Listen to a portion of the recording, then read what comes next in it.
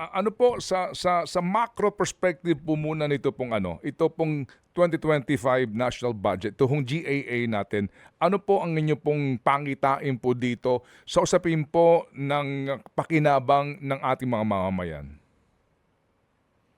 Well, definitely, number one, dahil sa binawasan ang budget ng education, contrary to the constitutional provision na dapat ang ating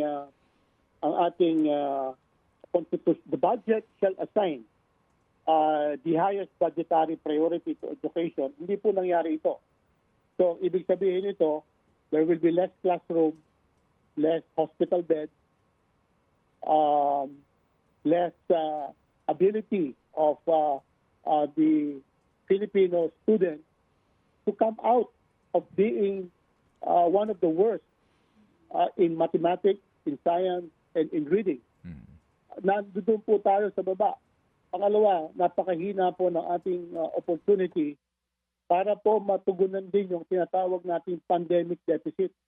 Nagkaroon po tayo ng learning poverty noong pong pandemic.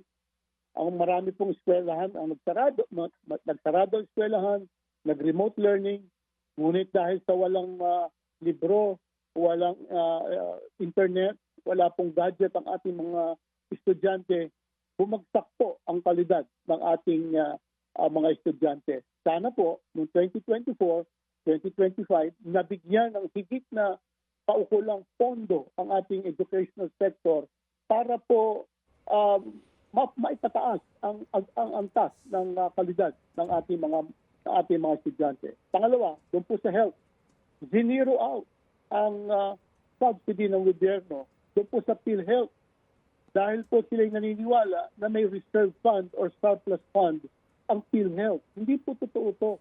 Meron pong reserve fund ang PhilHealth dahil sa ito po ay kinakailangang magbayad doon po sa mga nagastos ng mga miyembro o hindi miyembro ng PhilHealth.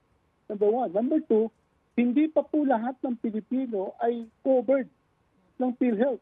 Contrary to the provisions of the universal health system na dapat bawat Pilipino ay may coverage.